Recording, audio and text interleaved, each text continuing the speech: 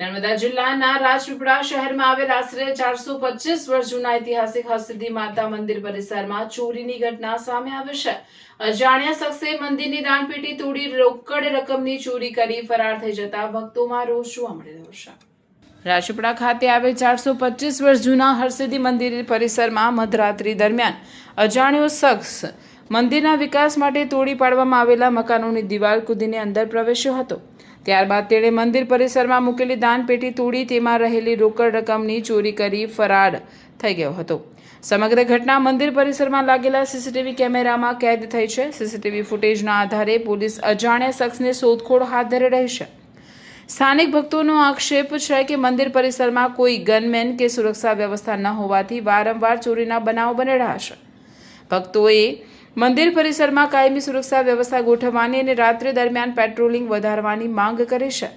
હાલ પોલીસે ફરિયાદના આધારે વધુ તપાસ શરૂ કરી છે અને સીસીટીવી ફૂટેજના આધારે આરોપીને ઝડપી પાડવાના પ્રયાસો હાથ ધર્યા છે।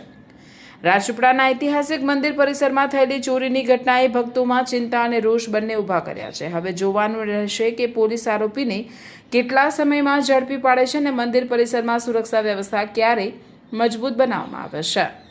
સીસીટીવી કેમેરામાં રાત્રે 3 વાગે કોઈ ઈસમ પતરાની પેટી તોડતા દેખાય છે અને આ અગાઉ પણ કોઈ બહાર કોઈ ઈસમ આવેલા એનું કંઈ જાણ નથી થતી અને પાછળ બળિયાદેવનું મંદિર બી છે એમાં બી પેટી તૂટેલી દેખાય છે। અમે આ પેટીમાં કેટલા રૂપિયા હતા એ અંદાજે ખબર પડતી નથી। આટલું મોટું મંદિર છે, ખાસ કરીને તો સુરક્ષાની બંદોબસ્ત કે વ્યવસ્થા હતી કે નહીં? ના, હવે તો રાત્રે એક વોચમેન રાખેલો છે પણ ગનમેન કોઈ છે નથી। આપણે હવે પછી સૂચના હશે કોઈની અધિકારીઓની તો આપણે રાખવામાં આવશે। આગળ બી કોઈ કેબલો ચોરાયા હતા આગળ એ હરસિદ્ધિ માતાજી મંદિર પાર્ટી પ્લોટમાં ફરાસ ખાણાવાળા કેબલો ચોરાયેલા લગભગ ઉનાળાની અંદર, પણ એ આપણે ફરિયાદ નહીં, એમને કેબલવાળા ફરિયાદ જે ખરા ફરાસ ખાણાને આપણે સૂચના આપેલી કે તમે તમારી શું વસ્તુ ગઈ છે તે તમે ફરિયાદ નોંધાવા, પણ એમને ફરિયાદ નોંધાઈ નથી। તૂટેલી છે એના કારણે લોકો પ્રવેશી જાય છે, બાયણા તૂટેલા છે। હા, એ મંદિરની દિવાલો લગભગ એક વર્ષ થઈ ગયું છે અને બનાવવા માટે સરકારમાં દરખાસ્ત રજૂ થયેલી છે પણ જો મંજૂર થઈને આવેલી નથી। ફરિયાદ કરી કે આ બાબતની ફરિયાદ કરી? આ બાબતની કોઈ ફરિયાદ તો નથી પણ આપણે દરખાસ્ત કલેક્ટર થ્રુ મોકલવામાં આવેલી છે। દાદા, ચોરી થઈ તેની પોલીસને જાણ કરી? આ ફરિયાદ થયેલી તેની પોલીસ શાળાને લેખિત જાણ કરેલી છે પોલીસ અને વારંવાર રજૂઆત કરવા છતાં હિન્દુ દેવસ્થાન કમિટીએ કોઈ પણ એક પગલાં લીધા નથી। વારંવાર આ થાય તો સાહેબ સારું ને મંદિર માટે। અને આ અગાઉ પણ કેમેરા ચોરાયા હતા, તેની અગાઉ પણ એ ભાઈ અંદર આવેલા હતા અને ત્રીજી વખત આજે પૈસાની ચોરી થઈ અને આ અગાઉ પણ ભક્તોનું ખૂન થયેલું છે ભાઈ। આ અગાઉ હરતતભાઈનું પૂજારીનું પણ ખૂન થયેલું હતું આ બાબતે અને તે ટાઈમ પછી આ કોર્ટ પણ થયો હતો અને કોર્ટ થયા પછી આ ફરી તૂટી ગયો છે। આજે 1.5 વર્ષથી થયું પણ હજુ રજૂઆત બધી કરવા છતાંય હજુ થયું નથી। આ 450 વર્ષ આપણું થયું, 424 વર્ષ 25 વર્ષ પૂરા થયા મંદિરને અને રાજા હસ્તક આ બધું મંદિર હતું। મારે તો એવું માનવું છે કે રાજા હસ્તક પરત આપી દેવું જોઈએ સરકારે।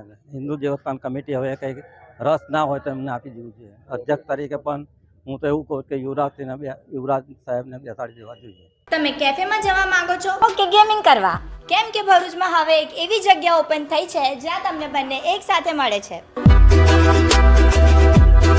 Welcome to Big Bull gaming cafe, ભરૂચનું અનલિમિટેડ ગેમિંગ ડેસ્ટિનેશન। અહીંયા તમને મળશે high speed gaming, PS5, PS4 Pro, PS4 Slim, realistic steering wheel racing, comfortable seating અને એક નેક્સ્ટ લેવલ ગેમિંગ એન્વાયરમેન્ટ જ્યાં દરેક મેચ સિનેમેટિક એક્સપિરિયન્સ જેવી લાગે ને આ પ્રીમિયમ એક્સપિરિયન્સની સ્ટાર્ટિંગ પ્રાઇસ છે ફક્ત 60 રૂપીસથી। સ્ક્રીન પર આપેલી આઈડી પર ફોલો કરો અને દરેક બુકિંગ પર 10% ઓફ। બર્થડે છે? બર્થડે પ્લેયરને 30 મિનિટ્સ એબ્સોલ્યુટલી ફ્રી।